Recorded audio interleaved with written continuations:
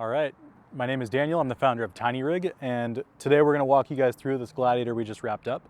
If you're not familiar with our channel or our shop, we are an Alu-Cab dealer based in Southern California, and we specialize in Alu-Cab, electrical, suspension, and honestly at this point a lot of full vehicle builds like this one right here. So this owner purchased this vehicle a couple months before we brought it into the shop with the intention of us building out an entire setup for him, from suspension to electrical to the camper itself. So we're going to walk you guys through that. Hopefully we'll include a lot of details for you guys to help to make the buy-in experience or the research phase of kind of your journey into an Overland vehicle. Let's get started. So we're going to work our way front to back on this vehicle. I'm going to try to point out a lot of the attention to detail that our shop takes when we do any kind of install. And then also this owner is not super experienced in off-roading and overland, so he depended a lot on us for the decisions, and I'm going to try to walk you guys through some of the suggestions that we had to make this vehicle right for him. So we'll start up front. So lighting, again, if you're not someone that's super experienced with off-road, having the extra comfort of having a lot of light at night is really nice to have. So there's a lot of light, there's probably excessive light, but they all serve different purposes and functions. So down here, this is a fog pocket kit from Baja Designs. And that fog pocket kit is housing a street legal off-road light. So that's an SAE compliant light that he can run on the highway if he wants, mountain roads and whatnot. And the way it's designed, it's not going to blind opposing traffic. So he can run that even when he's not in the desert and use that as just some additional light when driving. Up here, we have Baja Designs LP6. Now, these have a ton of light output. These are designed typically for off-road racing, where you're going to want to have light shoot really, really far ahead because you're going really fast. They make a spot and they make a combo. When you have a spot, it shoots farther ahead. Combo has a wider beam. And so you'll see kind of in the pattern right here, these two right here are those combo lenses that are going to spread further. So he's got two of those up here. Now, amber versus clear lighting. On a vehicle like this, clear lighting honestly isn't very necessary. There's so much light output that he has plenty of amber lighting. Now, amber is nice because it's a little easier on the eyes, and then when you do have weather or you have reflective surfaces like sun, the amber is far less reflective. So I used to have some ditch lights, which we'll get to next, up on my dash, really, really bright. I'm sorry, on my ditch, on my pillar basically. And when it was raining, I would see every drop of rain, and it was actually harder to see at night with those on than off. So amber just kind of cuts through it. So up here, these are Baja Design Squadron Sports. So they do make different tiers of lights. There's a Pro, there's a Sport version. Sport has less output, same build quality though. And again, this isn't a combo pattern, so you'll see those two down here and the two spots up top. And again, the way that we have these angled right now, that's for a wider area and plenty of light for him to see what's coming. Moving on to wheels, tires, we'll call it this area. So we did a BFG 37-inch KO2 tire, lightweight, good all around in all types of different terrains, really good on the highway as well. We have a Method 701 with bead grip technology. So really cool thing about the bead grip tech, you guys may have heard of bead lock wheels. Those are a wheel that you're actually going to be able to bolt the bead of the tire together with the wheel so that you can run lower tire pressures. What Method has done is they've adapted something from the motorcycle world, and they've got these ridges on the inside of the wheel that keeps that bead more sat inside so you can get lower tire pressure. It actually does work. A lot of people were thinking it's a gimmick, but every time we go to mount those, we really struggle to mount and dismount those tires. So definitely works. And then also being able to run that lower tire pressure is really nice. So just good all around wheel. It's not the flashiest in the world. It's a good wheel for someone who doesn't necessarily know what they want because they're getting a lot of function and a pretty standard look. Behind that, we have some power brakes. So Power Brakes X1 big brake kit is like nothing else that's out there. And this is an upgrade that we are doing on almost every big build that leaves our shop. I would say that the Gladiator and the Tacoma both come extremely they underperform when it comes to braking. Add a larger tire, add another wheel, more rotational mass, add a camper, and now that's kind of exaggerated. So when you put that big brake kit on, it's going to feel like you have a factory truck with a little bit of an improvement, but then when you really put your foot down, you can feel the power of those brakes. Now, every power brake kit is mated to the master cylinder of each vehicle. So they don't simply have a kit that they put on a Honda Civic and then they make a bracket for it to work on a Jeep Gladiator. It's actually made specifically for this vehicle, which is why you end up having really nice pedal feel when you put a set of power brakes on. Behind that, we have AEV's 8100 kit. Now, this is their higher capacity kit, which works really well when you add a winch up front, which we'll go cover in a second. But the weight of the camper as well in the back, it works really, really nicely together. We try to stick to a certain formula here at the shop. We've done this kit on so many of these Gladiators that are built this way. Every single customer is incredibly happy with the performance. The coating on those bill stands is better than a lot of the other ones you'll find on kind of like that off-road racing shock. Better with corrosion resistance, but it's just tuned really well and it drives really nice. This is a vehicle that, you know, we took to get aligned and different people drove it there and back. I drove it back, shop manager drove it there, and he and I both told each other, like, the way this thing rides is really, really nice. So good setup, very, very good bang for the buck, especially with those coils. The other thing we did down here is we did an adjustable track bar.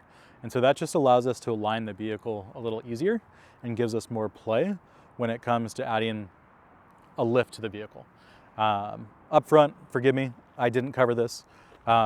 We have a Warren winch that we added. We did the factory plate addition, and we just stuck with Warren's standard fair lead and hook. Every wire that we run at this shop, guys, is all heat shrunk and sleeved and labeled. So we'll get you guys in there so you guys can see the attention to detail that we have here. And a lot of times we'll use double zip ties and whatnot so that if one zip tie does fail, the second one's gonna hold it nice in place over time. But we try to keep things absolutely as clean as possible, hide as much as possible. But let's jump into the next piece of the build. All right, so we just popped the hood for you guys. So what we've got going on here, we try to do on a lot of the vehicles. So anytime we add a winch, we do an upgraded battery. In this case, we have an X2 power under the hood. A lot of times you'll see us do full throttle. In this case, the full throttle wasn't available for the vehicle, so we did kind of the next best thing here. We also did SDHQ terminals. That allows us to route all of these wires and make a lot of very strong, good, complete connections. And so I stress that and enunciated it that way because what you'll find if you honestly look at a lot of other shops' work is they're just putting connection on top of connection on top of connection on top of connection. And you end up with voltage drop, you end up with things being able to come loose over time. And so having things set up this way allows us to make sure that all those connections are nice and tight and they're gonna last. You'll see various fuses up here. Everything does get a label. So like this one right here says power switch. This one says fuse block. This one says battery to BC-DC. Everything is labeled so that if you are on a trip and you did have something go wrong, which rarely happens, we can help you guys out. All right, so Garmin power switch. So we have this actually on a Blaze off-road mount, which is designed for different vehicles, but we adapted it with a stainless bracket and some stainless hardware using factory bolts. Garmin power switch is a really, really cool device, very underrated. It's been out for a few years now, but it really hasn't grabbed the attention that it should, but we love it here at the shop. So basic function of this, you have a manual button out here under the hood so that if you ever do have an issue with Bluetooth connectivity or CarPlay, you have a manual fail-safe over here. That device is iOS and Android Auto compatible, or CarPlay and Android Auto compatible. And so on your dash, you end up feeling very, very factory. Now, this vehicle does have factory switches. However, we wanted to have more control of all the lights on the vehicle utilizing the power switch. So we have an additional fuse block here. Right now, there's no devices on this, but if we were to add something like a radio or any other like small auxiliary devices that we just need to have fused, that can all be done right here for the positive connection, and it can be ground over here on this negative bus bar. So again, attention to detail wise, you guys can see everything's labeled, everything's sleeved, frequent zip ties, everything's held in place, it's not gonna move around over time. And again, very, very serviceable. All right, so continuing our way back, we have Sherpa's new roof rack. So again, guys, this is something that we've got a really good relationship with that team at Sherpa, and we sent them dimensions for this, and with perfect dimensions, you end up with a perfect rack for the camper on the Gladiator. And I'm like smiling about it because it's really cool to be able to work with a partner like that, where I can say, hey, make it this big, and they send it over, we do a little mock-up prototype, and then all of a sudden we have a rack at our shop. So really nice option to be able to add additional storage up there. There's another Gladiator we built. We did a wood box up there. You can easily do that on this rack. But in this case, we have a set of MaxTrax with GP Factor's MaxTrax latches. Now, those latches are very unique in their design. There's nothing really else out there like it, but those allow you to really unthread things quickly. The MaxTrax mounts and a lot of the other ones that are out there use the mounting locations that are on the MaxTrax, which will end up warping over time with either use or just direct sunlight. So those are larger, they go through a bigger threaded hole, but they also have more clamping power, so you can mount them in some unique places. So that's a pretty standard setup. That's how my truck's been for years now. I love it. It also acts as a little bit of an additional fairing to get wind up over the camper. Moving back. So rear suspension, again, it's that 8100 kit from Bilstein, an AEV, but with the high capacity coil. And you guys can see the truck has, I mean, it's on a slight tilt right now, but it does have a little bit of a rake, so it sits a little taller in back. Once he adds some gear to it, it's gonna sit just about level, maybe a little bit higher, but everything's set up really nicely. I guess we're ready for the party now on it. Big camper. So Alu-Cab's ModCAP camper. This is the 2-sleeper variant with windows, and you also get the large gull-wing doors standard. So you can have a choice of solid door, no window, or you can have the window on here, which does slide. So you can have some ventilation inside in days like it's raining, like it's starting to do right now. So, you have this accessory rail now on the ModCAP, which is nice. You can mount things like a hammock up there. You could do a shovel up there, just again, different options. And then with the Alcab camper, you have all these channels, these rails everywhere to be able to slide an M8 piece of hardware in and mount anything you want. And especially on these locations where you've got these uprights, they're incredibly strong. So again, something like a hammock, no problem. But just again, having that utility, the modularity to be able to mount anything you want is really nice. Molly plates, so in the back over here by the fireplace, we have the Fireplace Molly. It's got the cutout for the chimney already, and we'll jump into the chimney in a second. But something a little different going on here, as you guys can see, we've got Alu-Cab's jerry can mounted to the rear door of the camper. In this case, with the Gladiator, 37-inch tire fits underneath, so no need to mount that spare on the door, but an additional location for some fuel over here, and you actually have the room to add another one if you ever wanted. Up top, we have 813 Fabrications camera relocation kit.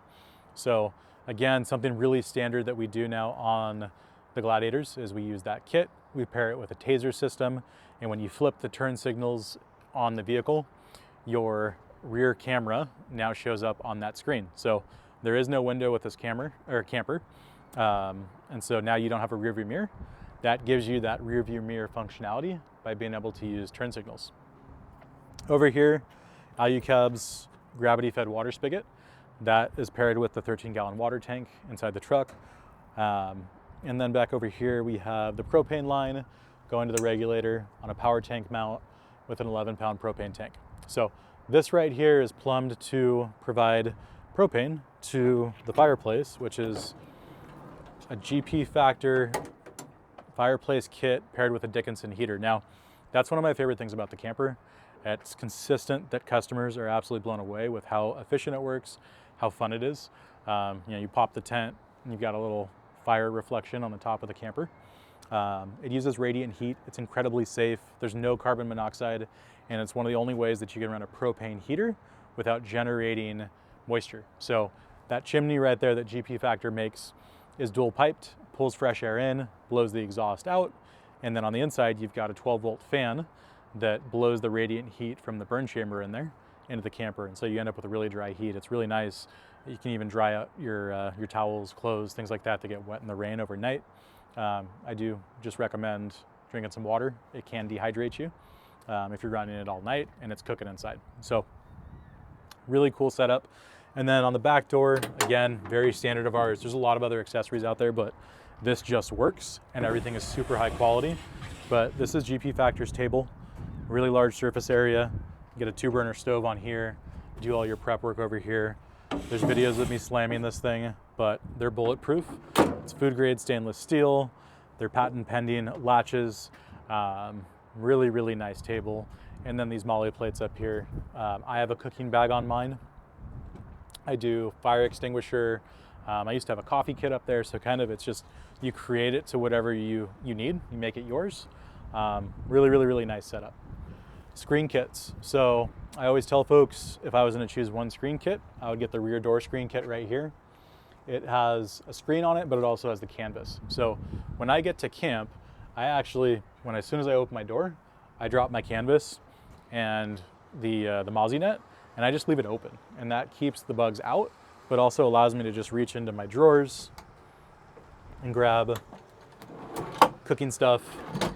My drawers are filled with cooking things, and I also have a storage box, and we found that that's a really nice setup with the table over here. So you can be cooking, you have all this prep area, you have places right here to put food, places up here to put food, lots of room. So a lot of function and thought into the configuration of this. And again, that's why I said at the beginning, not a lot of experience in this, and you kind of don't know until you are in it.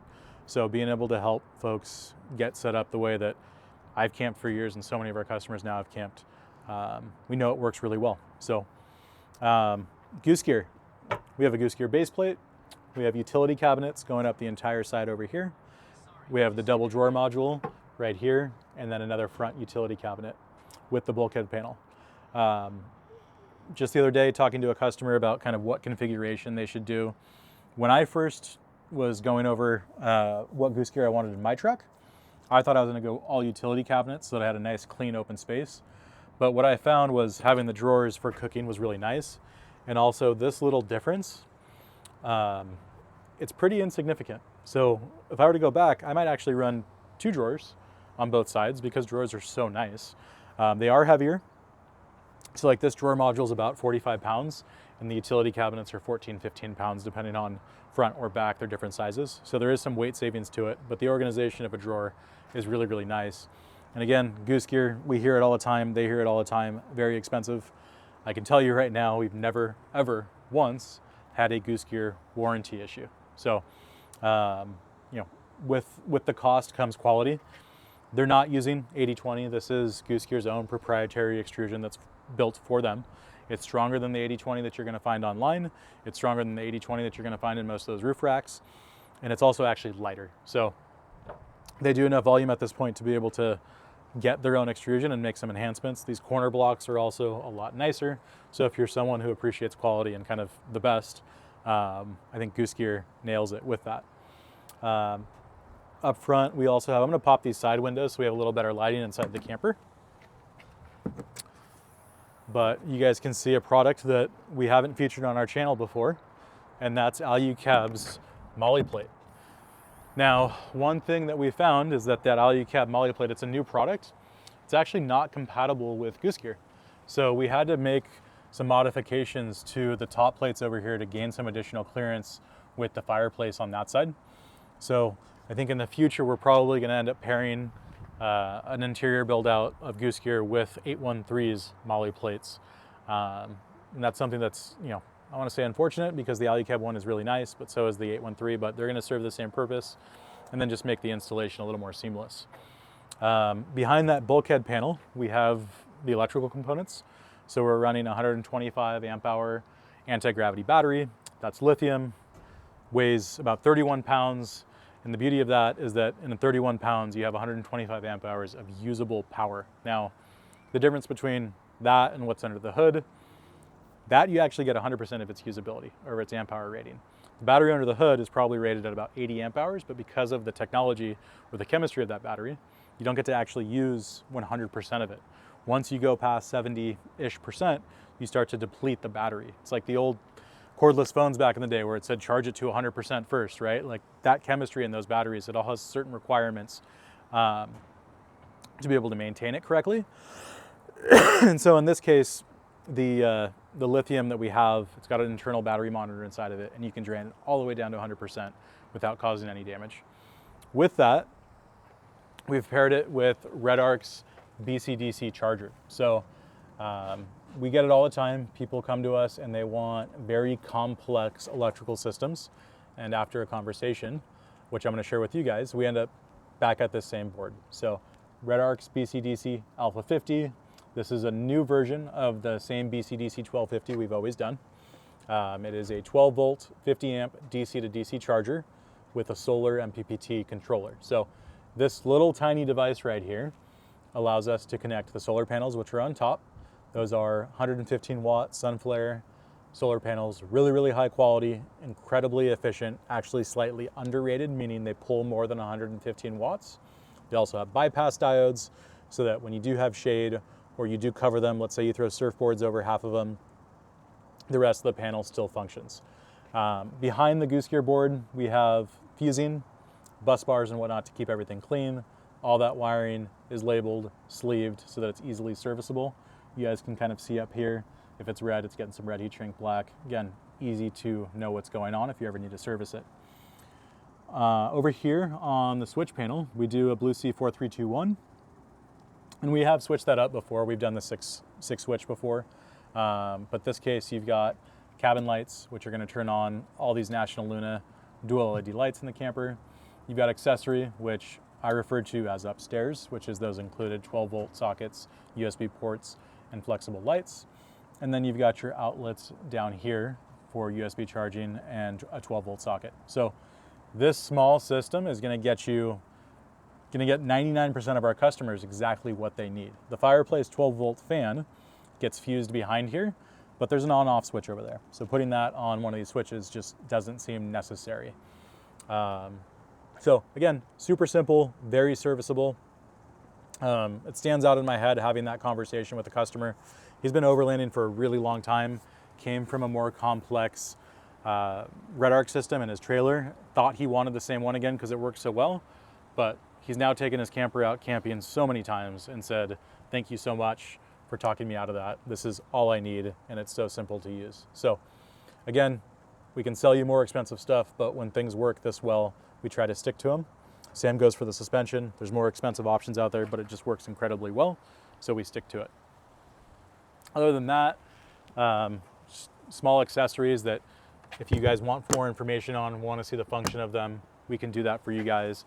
But Alu-Cab's 270-degree awning, that is going to be the highest quality 270 awning that you guys can find. There's a lot of options out there at this point, many of them cheaper, but the weight of this one being about 55 pounds is definitely on the lighter side. The reflective material that they use, the gauge of the material that they use, the thickness of it, very, very burly, very durable. We rarely have customers who damage their awnings, but we do have quite a few customers who come from a lower end product that are constantly replacing it with spare parts until they have one of these, and this is kind of that last awning you ever buy.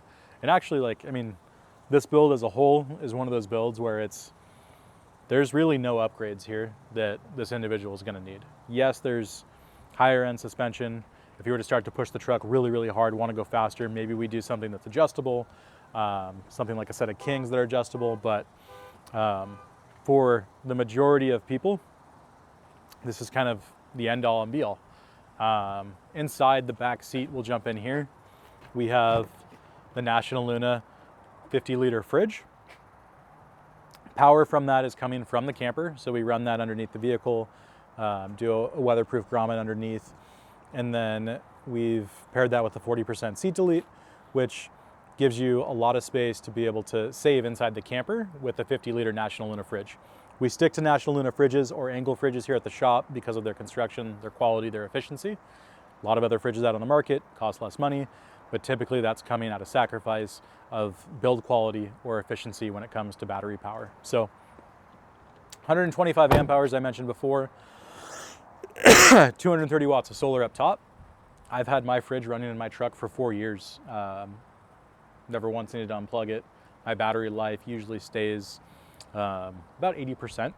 And again, you can go all the way down to 100. So when I actually see the battery occasionally get down to like 60, I'm like, wow, that's a lot of power that I've used somehow, usually charging a camera or running my laptop. But the really cool thing about that BCDC that's in there, it's a 50 amp charger. So when the vehicle's in motion and you're driving, it's actually gonna send 50 amps of charge to that battery. So it'd be a 125 amp hour battery. You're looking at 2 hours and 15 minutes-ish or so from start to finish. Now, it might be a little bit longer than that, but you're gonna be in about a 2.5 hour charge rate from completely flat battery, which rarely happens, to fully charged, which is awesome. So if you're gonna stay at a campsite for a long time, it's cloudy like today, and maybe you're not pulling a lot of solar, go for a quick cruise for an hour, go see the area, and you'll be able to charge your battery up quite a bit. Other than that, guys, I think we added a little bit of additional lighting that I did not cover. We've got rock lights all around. Those are mounted inside the fenders, controlled by the Garmin. And then we have Brian from Goose Gear rolling up to us while we're filming a video, interrupting. But we've got, let's see what else going on here. Oh, we've got our dust light. So Baja Design Squadron angled flush mount. We do that with an amber lens cover, and that ends up being really nice camp light, but also a good chase light or dust light for when you've got people driving behind you. So I think that about wraps it up, Noah. Guys, we're building a lot of these, and I say that from a place of tremendous amount of gratitude, but I sincerely think we're fantastic at it. And the team that we have in the back, and Noah up front and Tiffany up front, we're gonna be able to help you guys build a vehicle for you exactly like you want. We're gonna provide information, recommendations, and we're gonna help you guys get out there with your family or by yourself extremely comfortably, reliably, so that you guys can go and enjoy the outdoors. So if you have any questions, feel free to reach out, give us a call. There's a contact us form on our website. Even if you're not looking to purchase a camper, maybe it's just a camper shell, maybe you want a more basic setup, again, we can help you with any of the components that are on this build, and we'd love to do that for you. So thank you for watching, and we'll see you guys in the next one.